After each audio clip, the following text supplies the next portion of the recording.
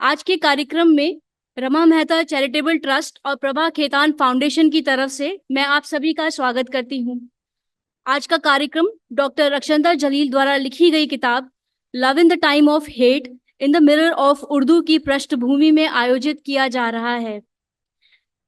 यह किताब प्रेम अथवा अनुराग की भावना के बारे में है, अपने देश के प्रति प्रेम और उन सभी पहलुओं के प्रति लगाव जो इसे ऐसा बनाती हैं, जिस पर कि हम सभी गर्व कर सकें।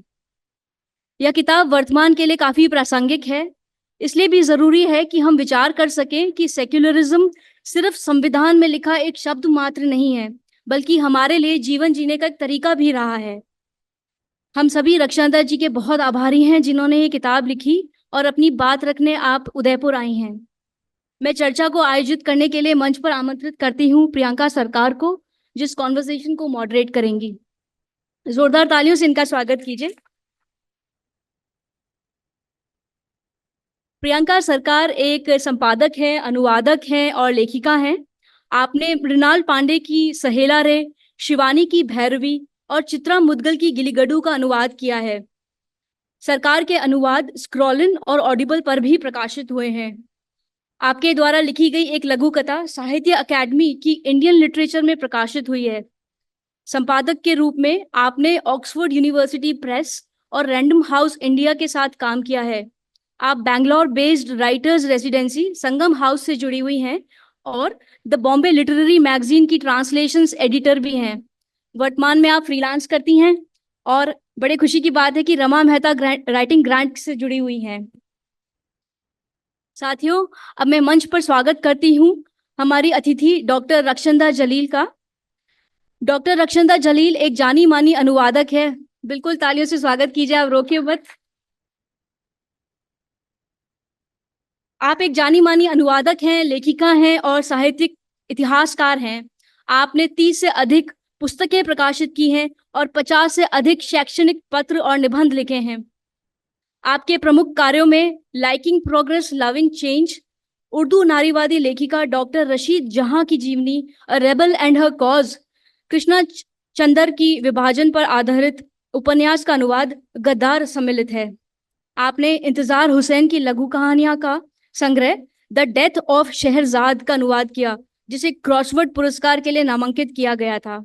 साथ ही आपने इंतजार हुसैन के महत्वपूर्ण उपन्यास आगे समंदर है का द सी लाइज अहेड के रूप में अनुवाद किया, जिसे 2016 में German embassy Karachi lit fest Pakistan peace prize के लिए चुना गया और 2017 में म्यूज इंडिया ट्रांसलेशन अवार्ड के लिए रनर्स अप और जूरी की सराहना प्राप्त की।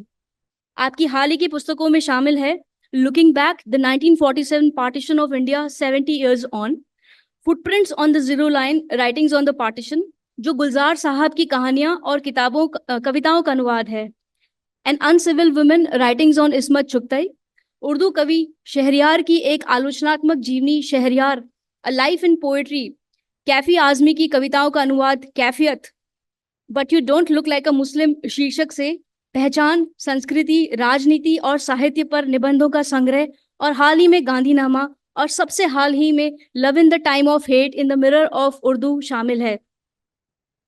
2016 में उर्दू साहित्य में आपके योगदान के लिए कैफी आजमी अवार्ड और 2017 में पहला Jawad memorial Urdu English translation award आपको दिया गया।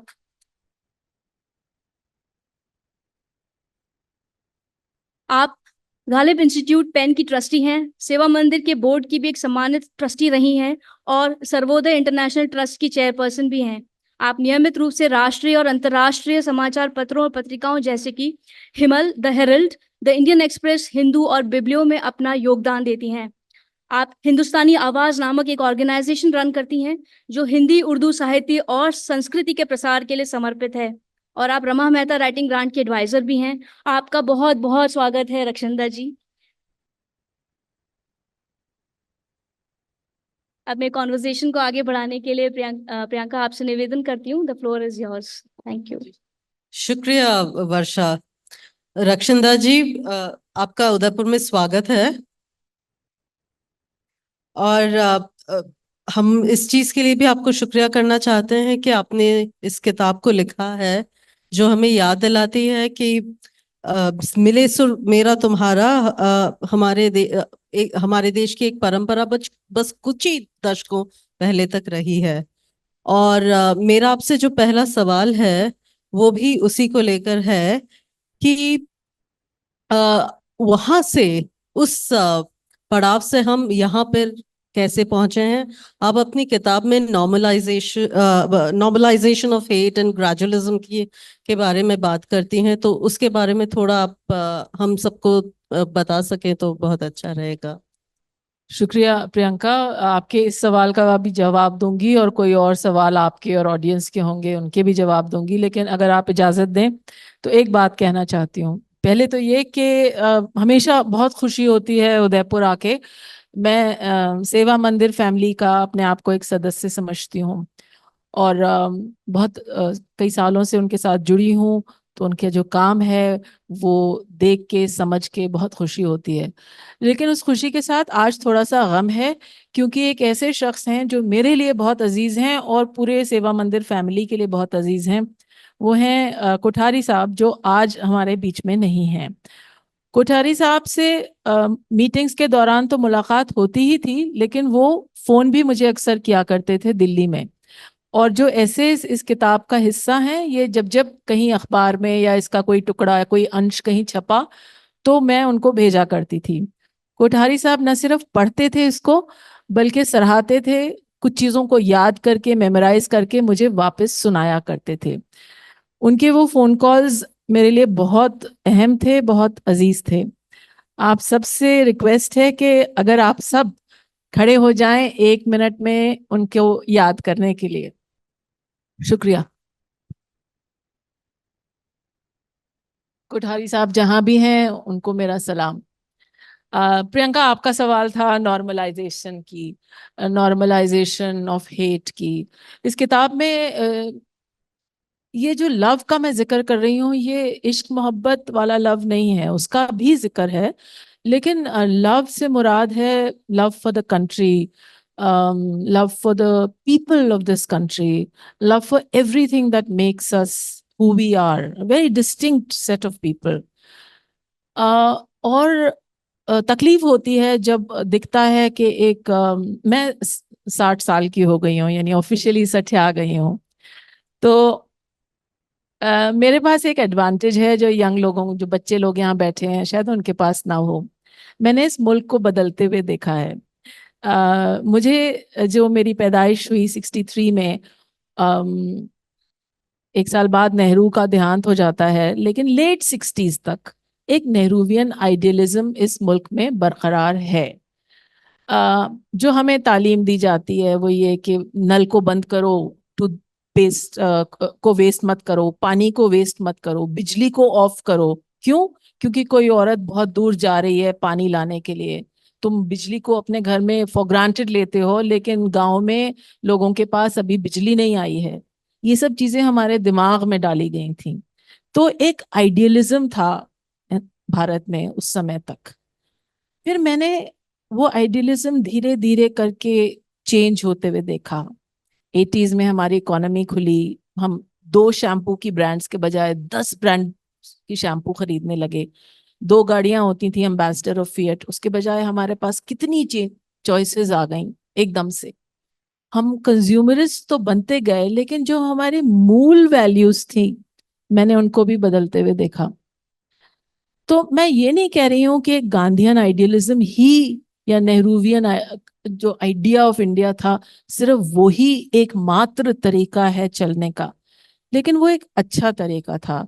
उसने हमारे मुल्क को एक अच्छी राह पे, एक अच्छी ट्रैजेक्टरी पे रखा और बहुत से फायदे हमारे हुए उस वक्त। नेहरू ने कहा, let the temples of modern India be the dams and the factories and the the universities and the colleges। ये बड़ी बात थी उस वक्त। जो ये 5 year प्लान्स थे, जो ये एपेक्स बॉडीज थी, ICCR, ICSSR, साहित्य अकेडमी, इन सब चीजों की जो फाउंडेशन शुरू में ही इंडिपेंडेंस के फौरन बाद दे दी गई थी, इस सब से बहुत फायदा हुआ।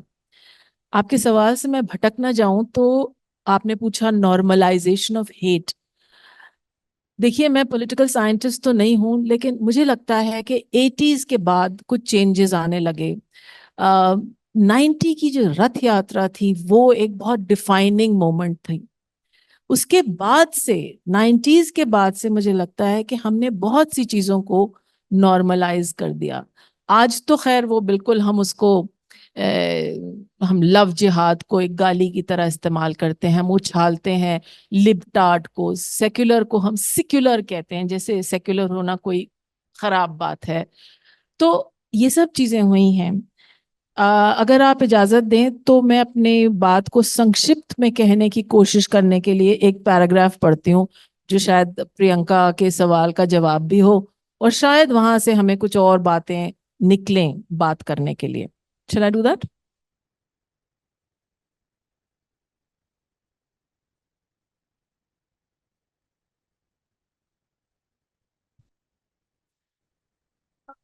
Creeping normality, also called gradualism or landscape amnesia, is a process by which a major change comes to be accepted as normal or even acceptable.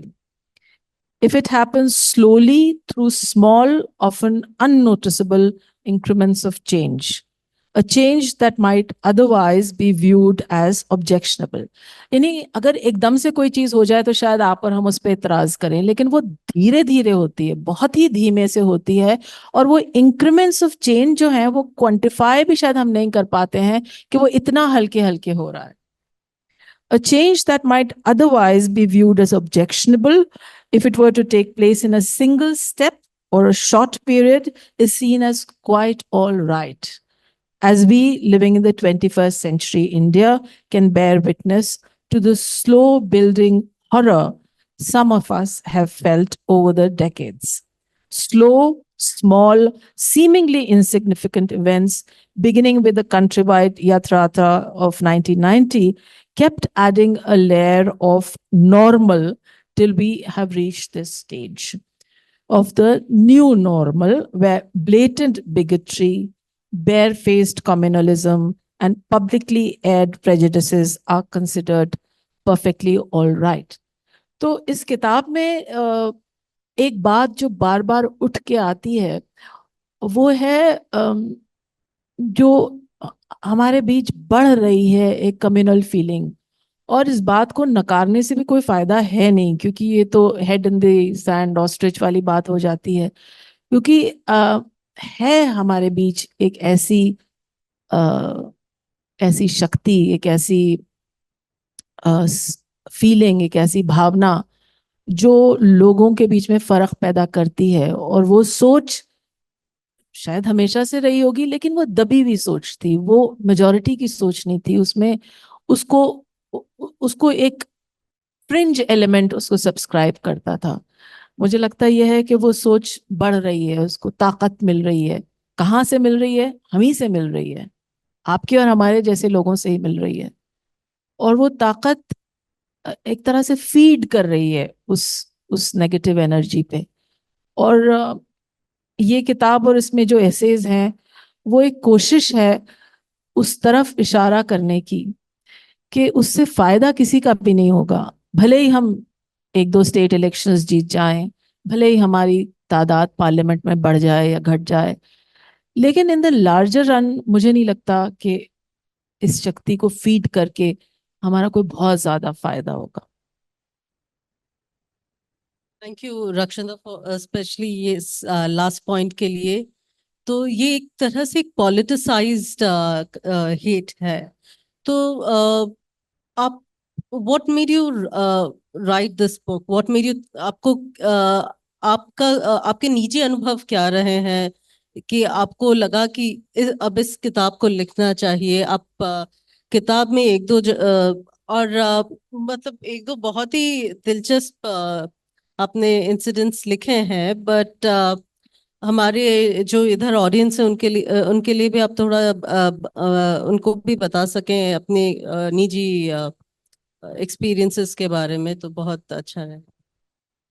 देखिए, फेमिनिस्ट मूवमेंट की कई वेव्स थी, उनमें से जो तीसरी वेव थी उसमें से एक स्लोगन निकला था जो था the personal is the political, यानी जो निजी है वो भी पॉलिटिकल हो सकता है। मुझे लगता है ये सिर्फ फेमिनिस्ट मूवमेंट तक सीमित नहीं है। इस बात को हम किसी भी तरह से इंटरप्रेट कर सकते हैं।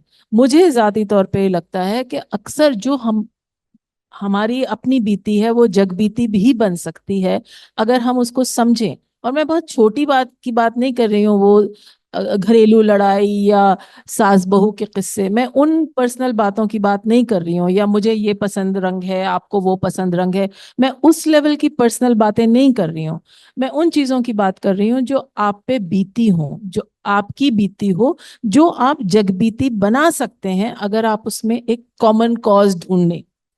तो अक्सर हम में से कुछ लोगों को लगता है कि ये हम पे गुजरा था और ये मेरा ये एक्सपीरियंस रहा था, क्यों ना मैं इसके बारे में बात करूं, क्योंकि हो सकता है कि शायद कोई और भी मेरी बात समझ सके।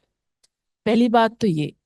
दूसरी बात ये कि आज के जिस दौर में हम रहते हैं, तो ये कहना बहुत मुश्किल है let's not make this political. Everything is political. जो हमारे इर्द गिर्द हो रहा है, या जो हम देख रहे हैं, या जो हम अखबार में पढ़ रहे हैं, बहुत मुश्किल है उसको सिर्फ एक ऐसे करके एक एक लेंस के थ्रू देखना कि नहीं हम इसमें कोई संदर्भ नहीं ढूंढेंगे, इसमें हम कोई कॉन्टेक्स्ट नहीं ढूंढेंगे, हम सिर्फ इसको ऐसे ही देखेंगे टनल विजन के थ्रू। तो मेरे ख्याल से इस समाज में ऐसा रवैया रखना शायद मुमकिन भी नहीं है और ठीक भी नहीं है। एक बात ये। दूसरी ये कि ये किताब, इसमें 80 एसेज हैं और ये 4 सेक्शंस में डिवाइडेड है, पॉलिटिक्स, पैशन, पीपल, प्लेसेस। तो 80 एसेज मैंने, I didn't pull rabbits out of a hat, और मैंने एक दिन में या 2 दिन में या 1 महीने में या 2 महीने में तो नहीं लिखे। ये कई सालों का काम है जो आपको इस किताब की शक्ल में नजर आ रहा है। और इसको, इन 80 एसेज को लिखने के ट्रिगर्स थे। अब वो ट्रिगर्स कुछ मौके थे, कुछ न्यूज़पेपर की हेडलाइंस थी, कोई चीज जो मुझको जाती तौर पे जिसने छुआ और मुझे लगा इसके बारे में बात करने की जरूरत है, कोई चीज जिससे मेरा कोई जाती ताल्लुक नहीं भी था लेकिन मुझे लगा रिएक्ट करने की, या रिस्पॉन्ड, रिएक्ट से बेहतर लफ्ज है रिस्पॉन्ड, रिस्पॉन्ड करने की जरूरत है। जैसे मसलन किताब में तो मैं नाम नहीं ले रही हूँ, लेकिन इस ऑडियंस के सामने नाम लेने में कोई हर्ज नहीं है। फैब इंडिया का एक एडवर्टिजमेंट आया था जिसमें था जश्न दिवाली। तो एक सज्जन जो एमपी हैं कर्नाटक के, उनको बहुत एतराज हुआ और उन्होंने एक वायरल ट्रेंड ट्विटर पे शुरू किया, बॉयकॉट फैब इंडिया। क्यों? क्योंकि जश्न दिवाली, उन्होंने कहा पर्व क्यों नहीं कह सकते आप, जश्न क्यों कह रहे हैं आप, एब्राहमाइजेशन ऑफ आवर हिंदू फेस्टिवल्स कर रहे हैं। अब मुझे नहीं समझ में आता कि इसमें किसी को क्या एतराज हो सकता है। जश्न का क्या मतलब है? जश्न का मतलब है उत्सव। तो आप उत्सव कहें या जश्न कहें, क्या दिवाली की खुशी कम हो जाएगी? पहली बात। दूसरी बात, उन सज्जन को इस बात पे शदीद एतराज था कि आपने हरे कपड़े पहने हुए लोग क्यों दिखाए हैं, ये दिवाली है, ईद नहीं है। तो मुझे लगने लगा क्या हमने रंगों को, पर्वों को, मौकों को, सब चीजों को बांट दिया है? क्या हम सिर्फ रिलीजन के प्रिज्म से दुनिया को देखना चाहते हैं? जो यहाँ यंग लोग बैठे हुए हैं, इनसे मैं फिर ये बात कहूंगी कि फूल, पत्ते, मौसम, ये किसी रिलीजन से कैसे जुड़ सकते हैं? कमल को हमने कह दिया कि एक पार्टी का चिन्ह है, चलिए पार्टी का चिन्ह है, समझ में बात आती है, लेकिन वो किसी मजहब से कैसे जोड़ सकते हैं आप? या सैफरन रंग, गेरुआ रंग, आपने कह दिया कि एक मजहब से जुड़ा हुआ है, दूसरे मजहब से हरा रंग जुड़ा हुआ है। क्यों? कैसे? हाँ, पहनना नहीं चाहता हाँ, इस वजह से। तो ये जो मैं एग्जाम्पल दे रही हूँ, फैब इंडिया के साथ जो हुआ, बॉयकॉट फैब इंडिया, ट्विटर पे ट्रेंड चला दिया गया, तो इसकी इकोनॉमिक्स में मत जाइए, मत जाइए कि इसकी उनको फाइनेंशियल लॉस हुआ, उनको वो एडवर्टिजमेंट निकालना, हटाना पड़ा, उनको एक अपॉलॉजी, पब्लिक अपॉलॉजी इशू करनी पड़ी, उनको दूसरा एड निकालना पड़ा जिसमें हरे रंग के कोई कोई कपड़े नहीं पहने हुए था। ये एब्सर्ड बातें हैं। इसको अगर हम सोचें इसके बारे में, इनमें कोई तर्क नहीं है, कोई लॉजिक नहीं है, कोई इंसान जो कि एक एक्चुअली एमपी है, अफसोस की बात है, वो एक बॉयकॉट ट्रेंड चलाता है और हम mindlessly we buy into that argument, we buy into that narrative. ये एक एग्जाम्पल है, ऐसे बहुत से एग्जाम्पल्स हैं। तो जो प्रियंका आपका सवाल था कि ये मैंने कैसे लिखी, क्यों लिखी, तो हम एक ऐसे मुल्क में, एक ऐसे समाज में, एक ऐसे वक्त में रहते हैं जहां हमारे इर्द गिर्द इतने स्टिमुलाए हैं, इतने ट्रिगर्स हैं, इतने सोचने समझने के मौके हमको अखबार की सुर्खियों से ही मिल जाते हैं कि इस किस्म के एसेज लिखना बहुत आसान हो जाता है। और ऐसे मुझे लिखना अच्छा लगता है क्योंकि नॉवल में एक फैलाव होता है, नॉवल में एक लेजर चाहिए आपको अपनी बात कहने का। ऐसे में आप 3 पेजेस में, 4 पेजेस में, बहुत हुआ 5 पेजेस में अपनी बात कह सकते हैं। पढ़ने वाले को भी जरा आसानी होती है कि इस किस्म की किताब 80 एसेज मैं नहीं एक्सपेक्ट करती कोई एक दफा में पढ़ लेगा। नॉवल आप शुरू से आखिर तक पढ़ते हैं, आप बीच बीच में पढ़ेंगे तो आपको समझ में नहीं आएगा कि प्लॉट, कैरेक्टराइजेशन, बहुत सी चीजें हैं जो नॉवल आपसे डिमांड करती है। एसेज आपसे ऐसी कोई डिमांड नहीं रखते। आप लिखिए, और आप 80 लिखिए, 100 लिखिए, 40 लिखिए, 20 लिखिए, पढ़ने वाले पे है कि उसने पढ़ा, एक पढ़ा, उसके बाद बहुत दिन तक कुछ नहीं पढ़ा, फिर कोई एक किताब को उठा लिया, फिर पढ़ लिया। तो एसेज में एक ये फायदा है, और लेखक को एक ये सहूलत मिल जाती है। और मैं आपके बाकी के सवाल भूल गई, आपने कई सवाल पूछे थे। आपके अपने व्यक्तिगत अनुभव क्या रहे हैं जी जो जी, जिन्होंने व्यक्तिगत अनुभव भी इसमें कहीं ना कहीं आते हैं। और जो मैंने शुरू में बात कही थी कि the personal is the political, कि आप एक सीमिंगली पॉलिटिकल चीज पे भी, अगर कोई चीज जो आप पे गुजरी है, जैसे फॉर एग्जाम्पल, बहुत रैंडम सा एग्जाम्पल देती हूँ इस किताब में से ही। इसमें एक ऐसे है जिसका नाम है हर दिल तिरंगा। ये इंस्पायर हुआ था जो सरकार की एक स्कीम थी, हर घर तिरंगा, यानी कि सरकार ने बड़ा अच्छी स्कीम थी, मुझे कोई रत्ती भर उसमें इतराज नहीं है, मैं ये बात सरकास्टिकली बिल्कुल नहीं कह रही हूँ, मैं ये कह रही हूँ कि ये एक स्कीम थी और ऐसा लोगों को कहा गया था कि आप अपने घर में, अपनी छत पे, जहाँ पे भी है तिरंगा, तिरंगे दिए भी गए थे और लोगों ने लगाए भी थे। बात शुरू वहां से हुई थी। तो चूंकि इस किताब का फ्रेम ऑफ रेफरेंस उर्दू शायरी है, मैंने जब भी कोई बात इन 80 एसेज में कहने की कोशिश की है, मैंने उर्दू शायरी के आईने में दुनिया को देखने की कोशिश की है। यानी अपनी बात को कहने के लिए मैंने उर्दू शायरी का सहारा लिया है कि शायर ने क्या कहा है इस मौजू पे, या फलाने मौजू पे, या फलाने मौजू पे। तो तिरंगा को लेके जब मैं ढूंढने निकली तो मुझे बहुत खूबसूरत और बहुत सारी शायरी मिली जो तिरंगे पे लिखी हुई थी। तो वो उसका एक निचोड़ समझ लीजिए।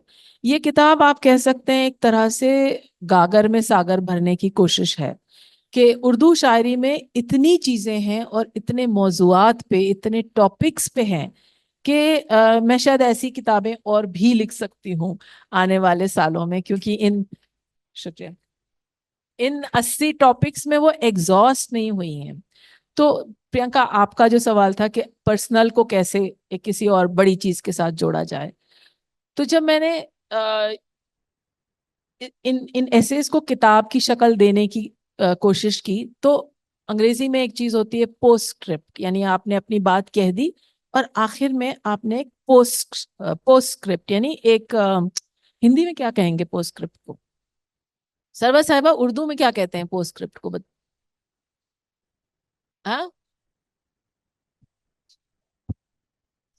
चलिए आप समझ गए।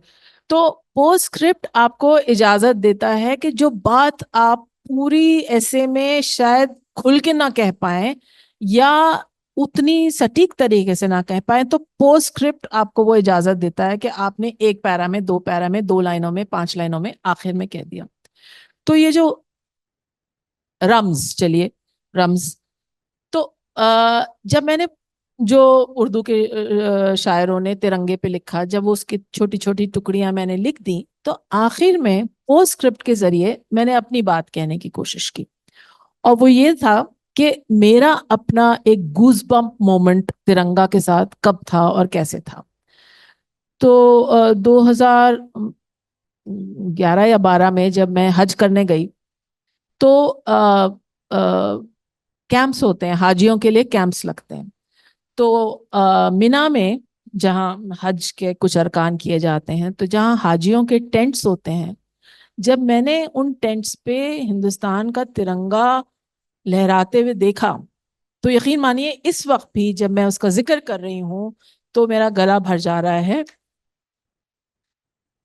मैं गई वहां हज करने थी, और मैं अपने मुल्क से, अपनी फैमिली से, अपने देश से हजारों किलोमीटर दूर थी, लेकिन मिना के उस कैंप में, जो हाजियों के लिए कैंप था, जहाँ सब कंट्रीज के अलग अलग खेमे बने हुए थे और उनके उन कंट्रीज के हिसाब से झंडे लहरा रहे थे, in that huge tented city, when I saw the Indian tricolor flying high, my heart just swelled with pride. No?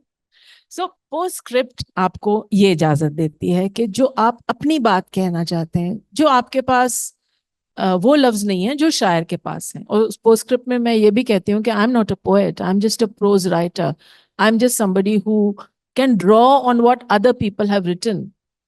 मेरा काम एक सूत्रधार का है। इस किताब में मैं सिर्फ एक सूत्रधार हूं। जो और लोगों ने लिखा है मैं उसको संजो के एक ऐसे की शक्ल में देना चाहती हूँ। और कहीं कहीं पे मैं जब अपनी बात कहना चाहती हूँ तो मैं पोस्टस्क्रिप्ट का सहारा लेती हूँ कि चलिए, अब तक तो आपने वो पढ़ा जो शायरों ने लिखा है, अब आप मेरी बात सुन लीजिए थोड़ी सी। शुक्रिया। उस जब ये सीएए के खिलाफ जो प्रोटेस्ट वगैरह चल रहे थे, मुझे याद है मेरे काफी लेखक दोस्त जो कि मुसलमान हैं, काफी डरे हुए थे।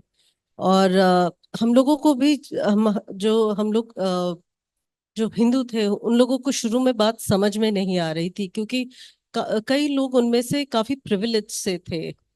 सो तो मतलब आपका क्या अनुभव रहा है? कभी आपको वो डर महसूस हुआ है, या आप कुछ कहना चाहेंगे इस बारे में? तो बिल्कुल डर महसूस हुआ है।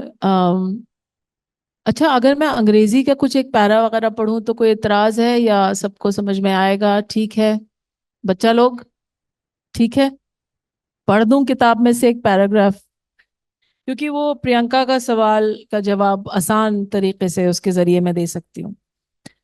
I am 60 years old and confess to a crushing fear, one that weighs my chest with an inexorable weight and makes it difficult to breathe sometimes.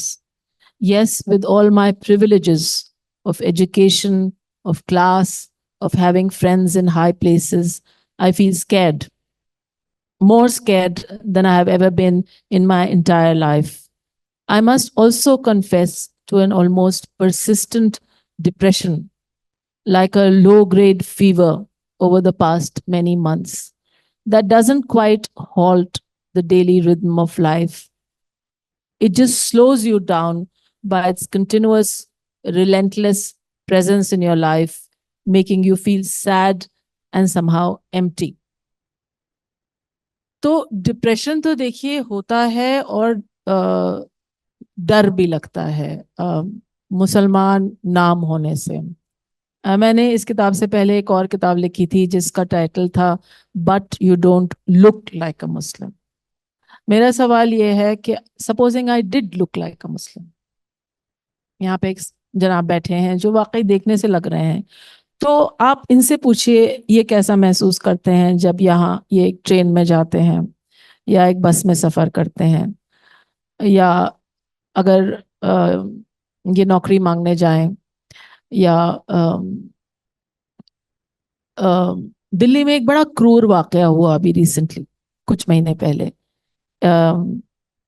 मस्जिदों में जब जगह नहीं होती तो लोग अक्सर सड़क पे पढ़ लेते हैं नमाज, क्योंकि वो फ्राइडे की नमाज एक सर्टेन वक्त पे ऑफर करनी होती। तो एक आदमी था जो नमाज ऑफर कर रहा था फ्राइडे को, अभी 2 महीने पहले की बात है। उसको बड़ी बेरहमी से मारा गया लाठियों से, पुलिस वाले ने किक भी किया, लाठियों से मारा। ये अलग बात है कि उस पुलिस वाले को के खिलाफ एक्शन लिया गया और उसको सस्पेंड कर दिया गया, या जो भी हुआ कुछ एक्शन लिया गया। लेकिन मैं आपसे पूछती हूँ कि डर का कोई लॉजिक नहीं होता है। अगर वो एक दफा आपके दिल में समा जाए और रोज कोई ना कोई वाकया हो जिससे वो डर और बढ़े, तो ये किसी समाज के लिए हेल्दी साइन नहीं है। कोई भी समाज इससे, कितनी भी आप विकास की बात कर लें, कितनी भी आप तरक्की की बात कर लें, कितनी भी आप बात कर लें कि हम इस बड़ी संस्था का हिस्सा हैं या हम G10 और जी पता नहीं क्या क्या क्या हिस्सा हैं, उसके कोई मायने नहीं लगेंगे अगर आपकी एक बहुत बड़ी अल्पसंख्यक कम्युनिटी डर महसूस करती है या इनसिक्योर महसूस करती है। और वो काल्पनिक डर नहीं है। अगर वो काल्पनिक डर होता तो आप और हम कह देते डोंट ओवर रिएक्ट, ऐसा कुछ नहीं है। लेकिन हमें तो आए दिन खबरें मिलती हैं कि आपको शायद याद होगा, बॉम्बे की ट्रेन में एक कांड हुआ था, कुछ लोगों को मार दिया गया था गोली से, किसी और वजह से नहीं बल्कि सिर्फ इसलिए कि वो देखने से किसी एक कम्युनिटी के मालूम देते थे। ये अगर रैंडम और यू नो कभी कभार होने वाली कांड होते तो शायद इतना बुरा ना लगता, लेकिन इनकी पीरियोडिसिटी बढ़ती जा रही है। कोविड ने हमें एक मौका दिया था जो हमें क्लीन स्लेट से शुरू करें जिंदगी, और बहुत सी चीजों को समझने का हमें मौका दिया गया था। लेकिन हमने वो मौका भी एक तरह से गंवा दिया, क्योंकि कोविड में भी जब इतनी बड़ी महामारी हमारे सर पे थी, तो कोविड में भी बजाय इसके हम सब मिलके उस महामारी को के पार निकलने की कोशिश करें, उस वक्त भी हमने कोरोना जिहाद जैसी बातों का मुद्दा उठाया। उस वक्त भी हमने कहा कि मुसलमान फ्रूट सेलर से फ्रूट्स मत खरीदिए, क्योंकि वो थूक के फ्रूट्स बेच रहे हैं और इससे आपको कोरोना हो जाएगा। जब हम ऐसे बड़े संकट के वक्त पे भी बेबुनियाद बातें करेंगे, तो आप बताइए हम किस विकास की तरफ जा रहे हैं, हम किस भारत की कल्पना कर रहे हैं। आपने अभी कोविड की बात करी, तो किताब से थोड़ा आपका जो आपने एक चैप्टर लिखा है कोविड पे, तो उसमें से थोड़ा एक एक्सर्प्ट अगर पढ़ सकें तो। आप चीजें हिंदी में पढ़ेंगे, अंग्रेजी में नहीं, मतलब उर्दू में, सॉरी, कुछ कविताएं सुनाई जाएं आप लोगों को। जो जिस जिस चैप्टर का ये जिक्र कर रही हैं वो आइडिया ऑफ होम पे है, क्योंकि आप लोगों को याद होगा कि एक बड़ा माइग्रेशन हुआ था माइग्रेंट वर्कर्स का, जरूर राजस्थान में भी हुआ होगा।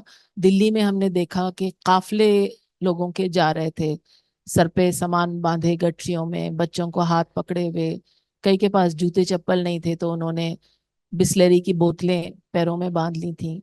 और हमारे टीवी स्क्रीन्स ने रिलेंटलेस इमेजेस ये दिखाई थी कि कतार है लोग, और ये गर्मी का वक्त था, कोरोना के समय, गर्मी की, शदीद गर्मी की महीनों में ये हो रहा था। तो जब मैंने ये इमेजेस टीवी पे देखी और अखबारों में इसके बारे में पढ़ा, तो मेरे दिमाग में ये बात आई कि ये जो माइग्रेंट वर्कर्स हैं जो हमारी पूरी सोसाइटी को चलाते हैं एक तरह से, मतलब वो पार्किंग अटेंडेंट से लेके घरों में काम करने वालों से लेके वो कारपेंटर्स और पेंटर्स और वो मुख्तलिफ तरह के सर्विस प्रोवाइडर्स होते हैं। लेकिन जब महामारी आई तो हमने अपने घरों में, अपने दिलों में, अपने समाज में उनके लिए कोई जगह नहीं बनाई, क्योंकि जो उनके अपने घर थे शहरों में, उनमें ना वो सोशल डिस्टेंसिंग कर सकते थे, ना वो हाइजीन को प्रैक्टिस कर सकते थे जैसा कि कोरोना के वक्त बताया जा रहा था। तो सबने सोचा अब हम घर जाते हैं, घर ही एक जगह है जहां चाहे मरें चाहे कुछ हो, कम से कम घर तो होगा। तो उससे मुझे लगने लगा कि घर का तस्वुर आखिर क्या है, what is this idea of a home. घर क्या सिर्फ चार दीवारी और छत है, या घर कुछ और है। और दूसरी बात यह कि शहर क्यों इतने क्रूर, इतने क्रूएल बन जाते हैं लोगों के लिए, कि जो लोग रोजी रोटी शहर से कमाते हैं, जब बुरा वक्त आता है तो वो घर कहीं और होता है, वो शहर फिर घर नहीं होता है। अब देखिए, अगर वो मुझे मिल जाए तो मैं पढ़ के सुनाती हूँ, मुझे 1 मिनट का वक्त दीजिएगा जी। तो इसमें माइग्रेंट वर्कर्स का तो जिक्र है ही, लेकिन एक चीज सुनाती हूँ जो गुलजार साहब की लिखी हुई है। गुलजार साहब ने ये, कोविड जब चल रहा था, अपने पूरे प्रकोप पे था, तब गुलजार साहब ने इसको लिखा था, और इसको इन्होंने नाम दिया था बंटवारा। यानी वो जो काफले थे लोगों के, जो अपना अपना सामान, अपने बच्चे, अपने पोटलियां लिए हुए एक शहर से दूसरी जगह जा रहे थे, वो गुलजार साहब जो कि एक पार्टीशन सर्वाइवर हैं, जिन्हें याद है पार्टीशन की खौफनाक तस्वीरें, वो कहते हैं कि ये एक तरह से हमने सबक नहीं सीखा पार्टीशन से, हमने उस बंटवारे के वक्त से सबक नहीं सीखा। ये मैं बहुत आसान उर्दू है, आप लोग सब इसको समझ पाएंगे, मैं इसको ओरिजिनल में पढ़ती हूँ। महामारी लगी थी, घरों को भाग लिए थे सभी मजदूर कारीगर, मशीनें बंद होने लग गई थीं शहर की सारी, उन्हीं से हाथ पांव चलते रहते थे, वगरना जिंदगी तो गांव ही में बो के आए थे। वो और 2 एकड़ जमीन या 5 एकड़, कटाई और बुआई सब वहीं तो थी, ज्वारी धान मक्की बाजरी सब। वो बंटवारे चचेरे और ममेरे भाइयों के, फसाद नाले पर परनालों पे झगड़े, लठैत अपने भी कभी उनके, वो नानी दादी और दादू के मुकदमे, सगाई शादियां खलिहान, सूखा बाढ़, हर बार आसमान बरसे न बरसे।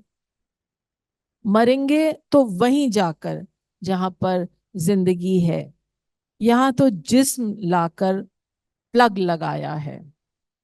निकालें प्लग सभी ने, चलो अब घर चलें अब, और चल दिए सब। मरेंगे तो वहीं जाकर जहां पर जिंदगी है।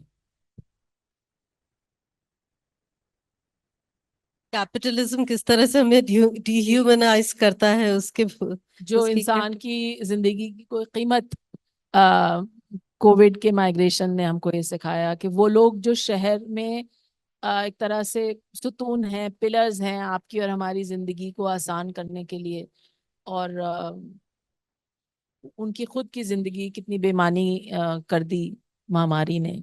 ये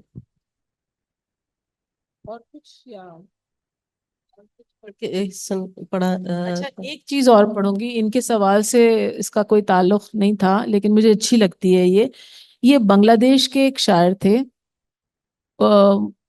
हैरत की बात यह है कि ये उर्दू के शायर थे, नौशाद नूरी इनका नाम था, लेकिन ये बांग्ला लैंग्वेज के बहुत फेवर में थे, और इनका मानना था कि बांग्ला ही जबान होनी चाहिए और जबान ही डिसाइड करेगी बांग्लादेश के क्रिएशन को।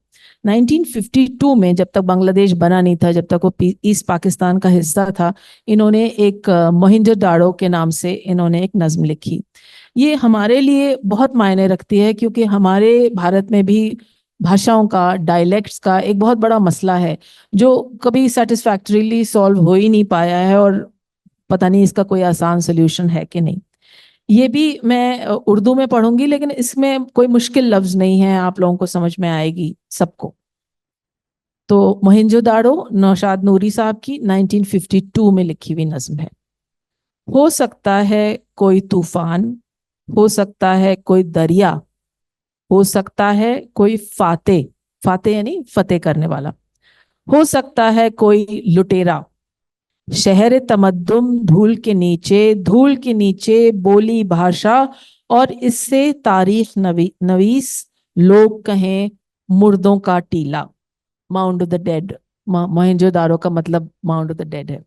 लोग कहें मुर्दों का टीला।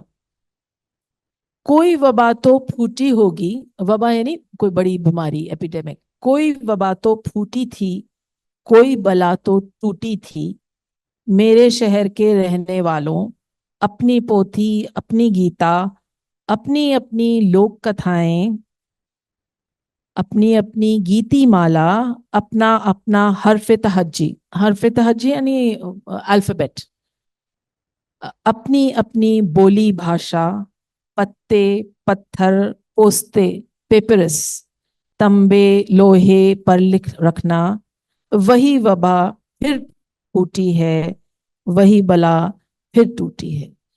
यानी इतना बड़ा शहर, इतनी बड़ी सिविलाइजेशन जो मोहनजोदारो की थी, वो कैसे टूटी होगी, वो कैसे खत्म हुई होगी, कि क्या हुआ होगा जो पूरा का पूरा एक सिविलाइजेशन एक माउंट के नीचे दफन है, माउंट ऑफ द डेड।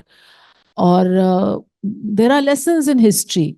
कहीं शायर बार बार ये कहता है इस नज्म में भी और जो इसमें संकलन है कि there are lessons in history. Poet visionary नहीं है, पोएट प्रॉफिट नहीं है। पोएट का काम ये नहीं है कि वो आपको कोई ऊपर से उतरी हुई चीज के बारे में बताए, वो प्रॉफिट्स के काम है। पोएट का काम है आपको वो सबक जो हैं हमारे सामने मौजूद, जो हिस्ट्री के जरिए या पॉलिटिक्स के जरिए या समाज में जो जो भी अच्छा बुरा हो रहा है उसका आईना दिखाना। तो जिन पोएट्स का इंतखाब सिलेक्शन मैंने इसमें किया है और जिन टुकड़ों मुखड़ों का शेरों का जिक्र किया है, उसके जरिए जो बड़ी बात मैं कहने की कोशिश कर रही हूँ अलग अलग तरीके से, 80 अलग अलग तरीकों से, वो ये है कि शायर बार बार आपको कहता है कि ये सबक है हमारे लिए सीखने का, क्योंकि ये और लोगों के साथ भी हुआ है, और सिविलाइजेशंस भी तबाह हुई हैं, और वो वजह हैं हमारे सामने, क्यों ना हम उनसे सबक सीखें। जी, और आपने कुछ शेर इसमें इंक्लूड किए हैं जो बताते हैं, जो actually in a way prescribe करते हैं कि एक लेखक या एक शायर की क्या रिस्पॉन्सिबिलिटी है ऐसे माहौल में। तो आप वो मैं बार बार कहती हूँ कि लेखक की रिस्पॉन्सिबिलिटी है। देखिए अब ये बड़ी बात है, कहते हुए झिझकती हूँ मैं, लेकिन कुछ साल पहले मैंने एक फैसला किया कि मैं नौकरी पेशा नहीं रहना चाहती हूँ। कि मैं किसको नहीं अच्छा लगता कि महीने के आखिर में एक सैलरी चेक मिले, किसको नहीं अच्छा लगता कि प्रोविडेंट फंड हो, मेडिकल अलाउंस हो, एलटीए मिले, सबको चाहिए वो चीजें। लेकिन कुछ साल पहले मुझे लगा कि शायद मैं अगर इसमें रही तो जो मैं बात कहना चाहूंगी वो शायद ना कह पाऊं। तो मुझे लगने लगा कि मैं अपने आप को इन सब स्नेयर्स से, इन सब बंधनों से अगर फ्री कर सकूं तो शायद जो मैं कहना चाह रही हूँ कह पाऊंगी। किस हद तक कह पा रही हूँ आई डोंट नो, लेकिन ये जरूर है कि मेरी छोटी सी समझ मुझे ये कहती है कि हाँ, एक रिस्पॉन्सिबिलिटी तो है। आप कुछ और कर लेते, मुझे क्या जरूरत थी लेखक बनने की, मैं कुछ और काम कर सकती थी। लेकिन अगर मैंने ये सोचा कि मैं लिखना ही चाहती हूँ तो शायद कहीं मुझे अपनी उस रिस्पॉन्सिबिलिटी से नहीं भागना है। तो इस किताब में भी बार बार उन लोगों का जिक्र है। अब उनको ढूंढ ढूंढ के निकालना तो मुश्किल है, उसके लिए बेहतर होगा कि आप किताब पढ़ें। अम, शायद आपकी समझ की कुछ चीजें इसमें मिलें, जहाँ बार बार इस तरफ इशारा किया जाता है कि हाँ, राइटर की एक रिस्पॉन्सिबिलिटी है, वो आपको आईना दिखाता है। सरबा साहिबा बता रही थी कि कल ये कोई प्रोग्राम करवा रही हैं प्रोग्रेसिव राइटर्स एसोसिएशन के जरिए। तो देखिए, प्रोग्रेसिव राइटर्स एसोसिएशन की जो पहली मीटिंग थी 1936 में लखनऊ में जब हुई थी, प्रेमचंद को बुलाया गया था उसका इनॉग्रल एड्रेस करने के लिए। प्रेमचंद ने बहुत बड़ी बात कही थी उस मीटिंग में, जो आज भी इतने साल बाद मायने रखती है और शायद हमेशा रखती रहेगी। प्रेमचंद ने कहा, बहुत सी बातें कही थी, बहुत उम्दा लिख के लाए थे रिटन एड्रेस और वो पढ़ के सुनाया था उन्होंने। एक बात जो कही थी, जो प्रियंका शायद आपके सवाल की तरफ भी इशारा करती है, वो ये कि साहित्य उस उसका उन्वान था द साहित्य का उद्देश्य, यानी what is the purpose of literature, क्या मकसद है लिटरेचर का। तो उसमें वो ये कहते हैं साहित्य का क्या उद्देश्य है, ये कि आप आईना दिखाएं, समाज को आईना दिखाएं, उस आईने में अच्छा बुरा, कमजोर खराब जो भी है, जो समाज की कमजोरी है, जो समाज का झोल है, जो समाज का ऊंच नीच है, कमियां हैं, कमजोरियां हैं, अच्छाइयां भी हैं, बड़ी बातें भी हैं, वो सब उस आईने में नजर आनी चाहिए। तो ये बात प्रेमचंद ने प्रोग्रेसिव राइटर्स एसोसिएशन की पहली इनॉग्रल मीटिंग में 10 अप्रैल 1936 में कही थी। लेकिन मुझे नहीं लगता कि ये कभी बेमानी हो जाएगी या इसका कोई रेलेवेंस नहीं होगी। और मैं ख्याल से यही एक सच्चे और अच्छे लेखक जैसे कि प्रेमचंद थे, उनकी खासियत है। और लेखक या शायर फिर भी एक कोशिश कर रहे हैं, पर हमारे देश में का जिसका जिसकी रीच बहुत ज्यादा है, बहुत फैलाव है उनका। पर आपने माइग्रेंट वर्कर्स की भी बात की है, और किताब में आपने किसानों की भी बात करी है। तो एक तरह से वो रिप्रेजेंटेशन, मतलब 80 80 तक, 90 के शुरुआत तक वो रिप्रेजेंटेशन एक था कि उनके उनके दर्द के बारे में बात होती थी फिल्म्स में। पर अब अचानक वो नहीं है, मतलब कहीं नहीं है। और अगर एक निकलती भी है तो there is a certain romanticised idea of the romanticized representation. So what is your take on it? Why do you think is that happening? आप Sorry for that question being in English. Specifically मजदूरों की बात पूछ रही हैं मुझसे या किसकी पूछ रही हैं? किसानों की। किसानों की। देखिए, गांधी जी ने कहा था कि India lies in her villages. ये बहुत हद तक शायद आज भी सही है। ये जरूर है कि माइग्रेशन हुआ है, बहुत से लोग शहरों में आ गए हैं, लेकिन जो गांव हैं वो पूरी तरह से खाली तो नहीं हुए हैं, वहां पे भी भारत है। और जो किसान है वो आज भी हमें हमारे खाना दे रहा है, वहीं से आ रहा है। जरूर है कि वो हमारी जो बास्केट है, फूड बास्केट है, वो श्रिंक कर रही है। हम और मुल्कों से खाना ला रहे हैं, फल आउट ऑफ सीजन फल आ रहे हैं, वगैरह वगैरह।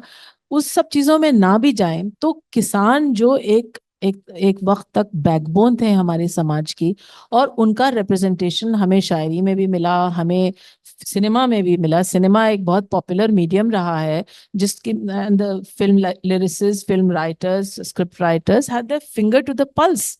प्रोग्रेसिव राइटर्स की ही बात अगर हम दोबारा से उठाएं तो progressive writers had their finger to the pulse. They were writing about what was happening and they were giving representation to it in cinema. तो जो मुल्क के बड़े चैलेंजेस थे, उसमें जिसमें किसानों के चैलेंजेस भी थे, वो सब हमें सिनेमा में दिखते थे। और ये बात 70s तक थी। मनोज कुमार, जिनका नाम मनोज भरत कुमार था, क्योंकि वो उनका कैरेक्टर भारत की एक तरह से वो एपिटोम था।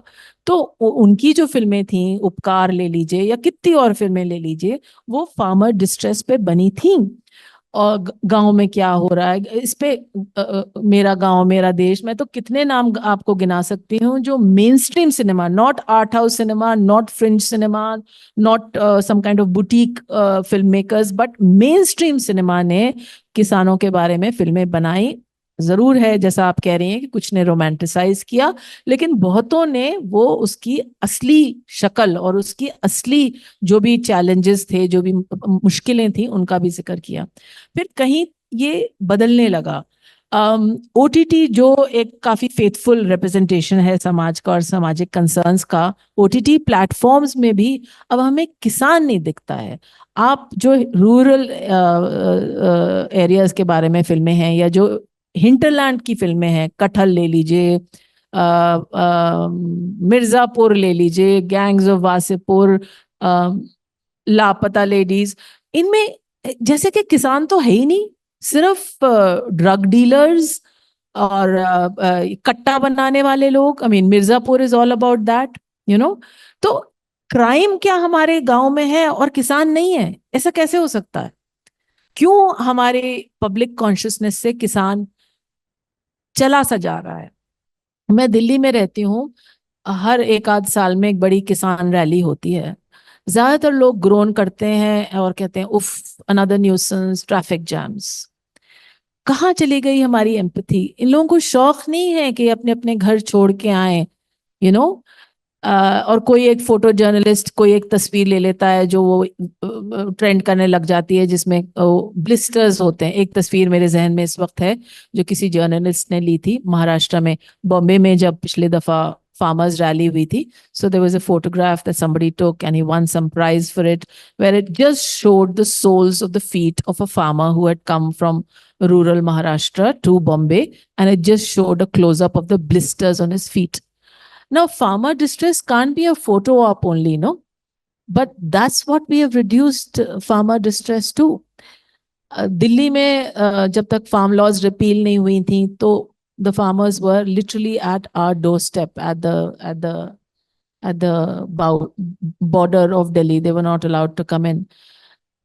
लेकिन मुझे नहीं लगता कि जो एवरेज दिल्ली में रहने वाला शख्स है उसे कोई खास इस बात का एहसास था कि ये एक इतनी बड़ी संख्या में लोग आए हुए हैं और वो एक बहुत ही ड्रैकोनियन लॉज के बारे में प्रोटेस्ट करने आए हैं।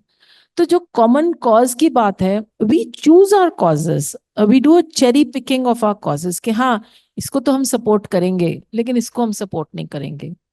तो ये मेरे ख्याल से इसको समझने की जरूरत है। There are no easy answers, मैं यहाँ बैठ के प्रवचन तो नहीं कर सकती कि नहीं ये सही है ये गलत है, लेकिन मेरे ख्याल से हम लोगों को भी सोचने की जरूरत है कि हम कब तक ये चेरी पिकिंग करेंगे कि ये वाला कॉज तो ठीक है हमें समझ में आता है लेकिन ये वाला जो है ना, this is going against the grain, it's going against what the government wants from us, therefore we don't want to sort of fall foul of the government, therefore we are not going to support this. So I think that mindset maybe needs to change. So we take some questions because I think Yeah, that's definite. I mean, there's definitely more need for engagement and even from our audience. So I'm now going to call, thank you so much, Rakshanda, for My pleasure. answering all my questions. I'm now going to give the floor to Varsha, who's going to moderate the question and session. Yeah, there are already so many hands raised. I'll come to you. आप short में अपना नाम और बहुत brief में अपना question बता दीजिएगा। Hello, this is Antara. So, I don't have any question, but I wanted to draw your attention towards a problem which is very relevant in India, like not now, like for last couple of years. So I would like to mention about a cinema which is called Forming the Revolution by Nishtha Jain. So it's a recent cinema and it went to a lot of foreign film festivals. It talks about the Delhi वाला जो किसान का वो आंदोलन हुआ था उसके ऊपर है, पर उस सिनेमा के बारे में कोई नहीं जानता है. And even if there are film societies who are trying to kind of screen those films, they face a lot of challenges. And like I have been also a part of a film society for a long time. So there were a lot of films on farmers, their challenges, and most of them are documentary films. Okay. So nobody funds it. So you have to generate the funding for yourself. And this is a major problem. And nobody even distribute those cinemas in the cinema halls for people, like general people to watch. So I think that's a very important problem. It's not that no one is talking about farmers or their problems. It's there, but it's not reaching the people. So yeah. I'm sure आप सेवा मंदिर को जानती हैं और सेवा मंदिर जो काम कर रहा है उसको जानती हैं। रौनक जी यहाँ मुझे थोड़ी देर पहले दिखाई दिए थे। आप उनसे आपसे आपके पास ही आप ही की रो में बैठे हैं, आप जानते ही होंगे उनको। आप उनसे संपर्क कीजिए, उनसे बात कीजिए। मुझे नहीं मालूम कि सेवा मंदिर में रौनक जी कोई फिल्म क्लब है क्या? मेरे ख्याल से फिल्म क्लब्स एक ऐसा अपॉर्चुनिटी देती हैं जो चीज़ें जिनके पास सर्टिफिकेशन नहीं है, जो बड़े स्क्रीन्स पे नहीं कमर्शियली दिखाई जा सकती, फिल्म क्लब्स को शायद मुझे मालूम नहीं इसकी लीगैलिटी क्या है, उनको इजाज़त है नहीं है उनकी स्क्रीनिंग करने में। रौनक जी आप बताएंगे? सो मैं कह रहा हूँ कि इसी हॉल में हर बुधवार को मोहन सिंह मेहता मेमोरियल ट्रस्ट के द्वारा फिल्म स्क्रीनिंग्स होती है। So there is one, there are also other places where people are trying, but of course कम है, बट उसको बढ़ावा देना चाहिए डेफिनेटली। बहुत अच्छी बात। To add one point to what he said, so basically जो लोग I think इनको पता होगा कि जो लोग फिल्म सोसाइटीज करते या फिल्म क्लब्स चलाते उनको बहुत challenges face करना पड़ता है. Like I remember a day when we were screening a film which was a banned film actually by Shubhradeep Chakraborty. It's called Godra Tak. So there there were police outside the screening event. So it was like people were leaving just like that. So these are kind of challenges, because whatever they see as a kind of an anti-government thing, they will come behind you.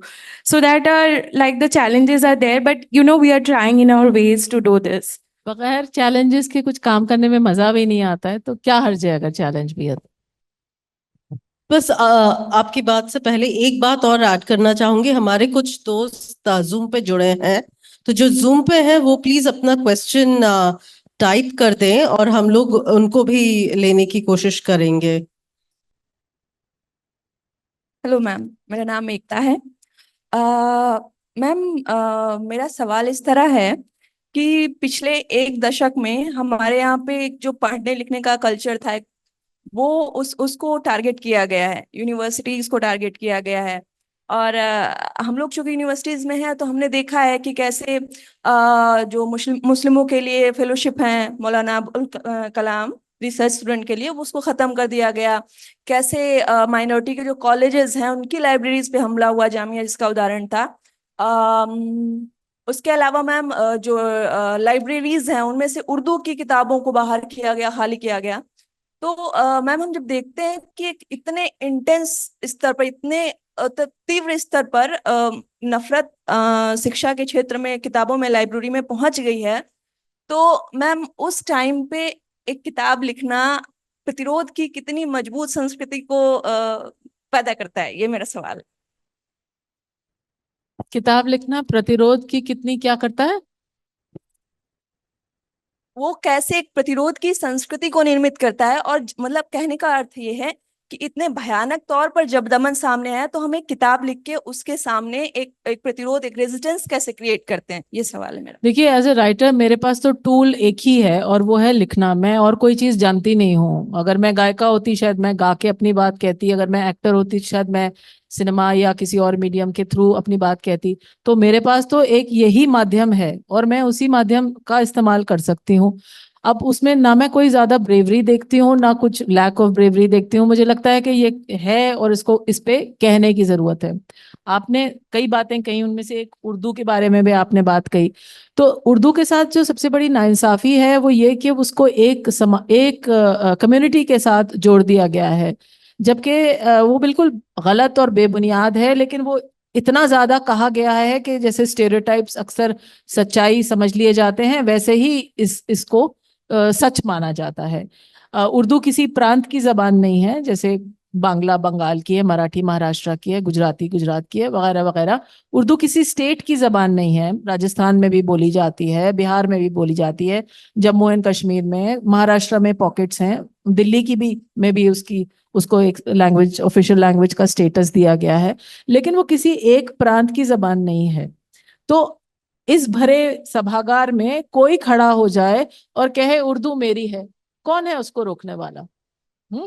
तो उर्दू वो पैमाना है, आप उठा के पकड़ लीजिए, वो आपका है। लेकिन अपनाने को कितने लोग तैयार हैं? हाँ, एक तो उर्दू के साथ की जो नाइंसाफी है, स्टेट जो उर्दू के साथ कर रही है, वो मैं आपकी सब बातें मानती हूँ। सिलेबस में जो चेंजेस हो रहे हैं, फंडिंग के जो मसले हैं, मौलाना आजाद लाइब्रेरी यूनिवर्सिटी के जो मसले हैं, ये सब बातें मैं जानती हूँ और मैं मानती हूँ इन सब को। कोई इसमें एग्जैजरेशन नहीं है। लेकिन मैं अगर आपसे इस सवाल के साथ जुड़ा हुआ दूसरा सवाल पूछूं, इंडिविजुअल लेवल पे आप क्या करने को तैयार हैं? आप खुद नहीं, बल्कि आप लोग, कोई भी जो कहता है कि मेरा my heart beats for Urdu, आप क्या करने को तैयार हैं उर्दू के लिए? आप अपने बच्चों को उर्दू सिखाने को तैयार हैं? आप मैथ्स का ट्यूशन रखते हैं 5,000 रुपए के लिए, लेकिन आप 2,000 रुपए दे के उर्दू का ट्यूटर तो नहीं रखेंगे। तो आप एट एन इंडिविजुअल लेवल क्या करने, और ये मैं मुसलमानों से नहीं कह रही हूँ, क्योंकि मैं तो मानती ही नहीं हूँ कि उर्दू सिर्फ मुसलमानों की जबान है। तो मैं किसी एक कम्युनिटी से नहीं कह रही हूँ, मैं ये सवाल उन सब लोगों से कह रही हूँ जो उर्दू का रोना गाना करते हैं। मैं ये कहती हूँ कि आप, ठीक है, सरकार ने ये नहीं किया, वो नहीं किया, फलाना किया, आपने क्या किया? जिस दिन आप वो सवाल देने को तैयार होंगे, तब आप फिर सरकार से भी पूछिए। शायद ये इस वक्त आपको ना समझ में आए, लेकिन थोड़ा सोचिए इसके बारे में। Uh, ma'am, while there are many good evening, ma'am. Ma'am, while there are many books and films that are excellent critiques of the present and to some extent the past, I've not come across many other than poetry that elaborate or articulate a shared vision of the future. What is it we want today for tomorrow?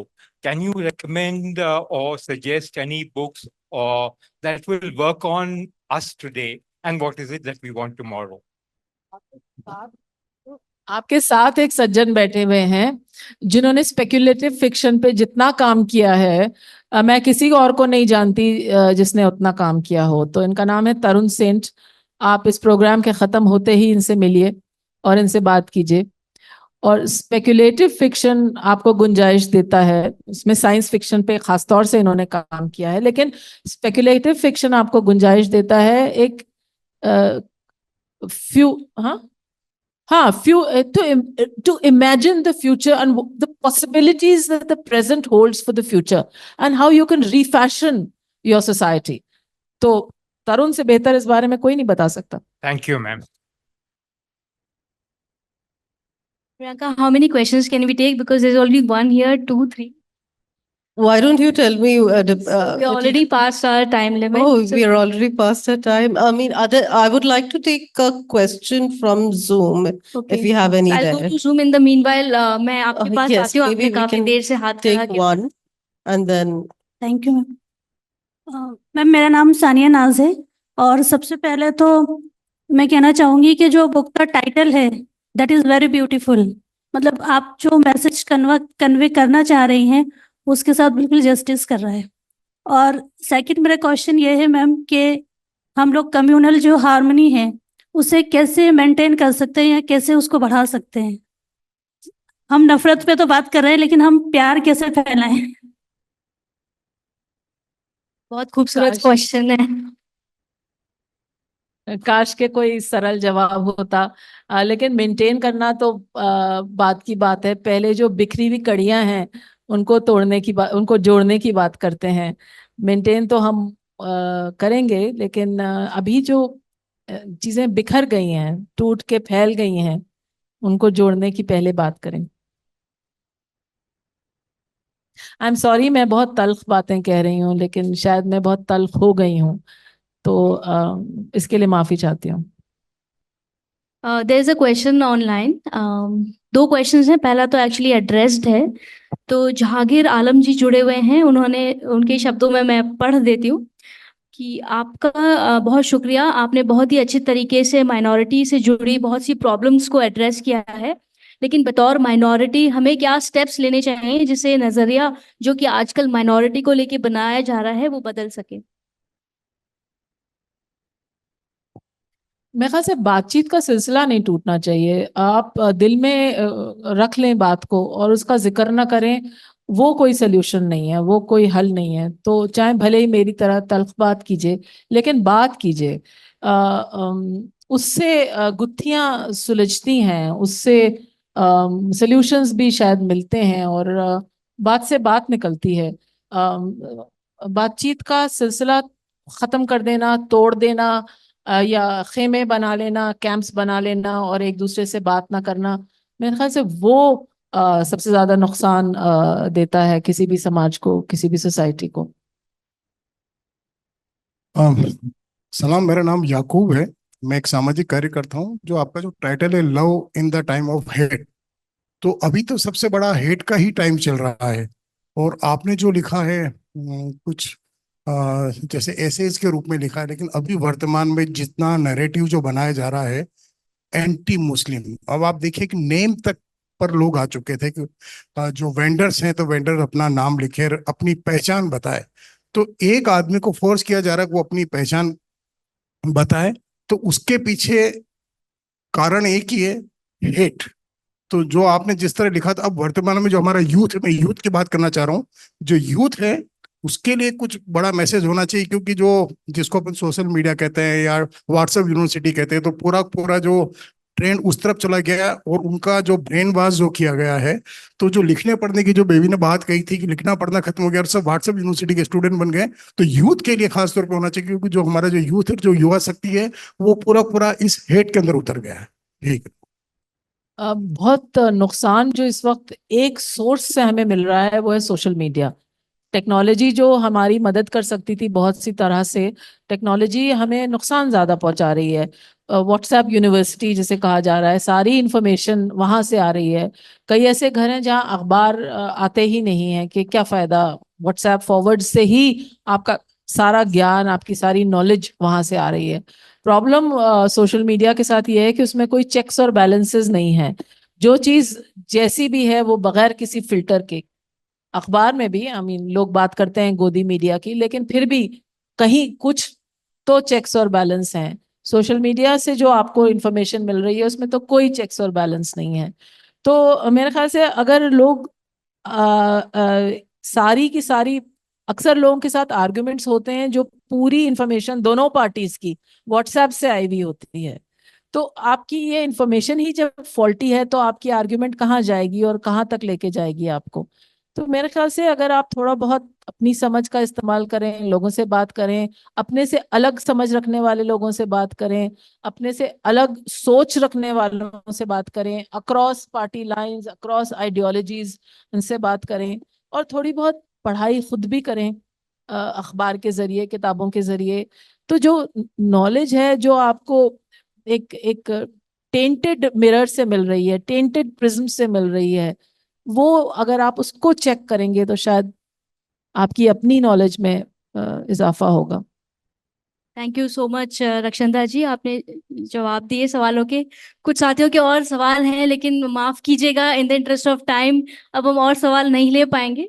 इस कार्यक्रम के बाद अगर आपको 2-3 minute के लिए रक्षंदा जी से बात कर पाए और उस दौरान अपनी बात पूछ पाए तो वो अच्छा रहेगा। But I am so sorry, मैं और क्वेश्चंस नहीं ले सकते, टाइम के बियॉन्ड हम चले गए हैं। मैं अब वोट ऑफ थैंक्स के लिए आमंत्रित करना चाहूंगी एहसास फाउंडेशन की तरफ से स्वाति अग्रवाल जी का, कि आप मंच पर पधारें। It is an honor to stand before you today to express our deepest gratitude to Rakshanda ji for her enlightening and thought-provoking talk on her book, Love in the Time of Hate. Your words have not only enlightened us, but also inspired us. When we hear you, we witness a powerful narrative of resilience and compassion. We witness an urgent need, a wake-up call for a more tolerant society with humanity over adversity. Your profound insights into the complex emotions and relationships that define our times have left an indelible mark on us. You have shown us that when we witness conflict, we witness the need for compassion. When we witness division, we witness the potential for unity. You also address the crucial need to not be religiously imprisoned. This reminder is vital in our quest for a more harmonious society. Thank you once again for guiding us through the intricate landscape of political and human emotions with such eloquence and such grace. Your passion and dedication to fostering empathy are truly invaluable. I would also like to thank Rama Mehta Charitable Trust for organizing this insightful session on behalf of Prabha Khaitan Foundation and Ehsaas Women of Udaipur. Can I now please call upon Ehsaas Women Ridhima Doshi to felicitate our author? Can I also call upon Shraddha Murdia to felicitate Priyanka Sarkarji?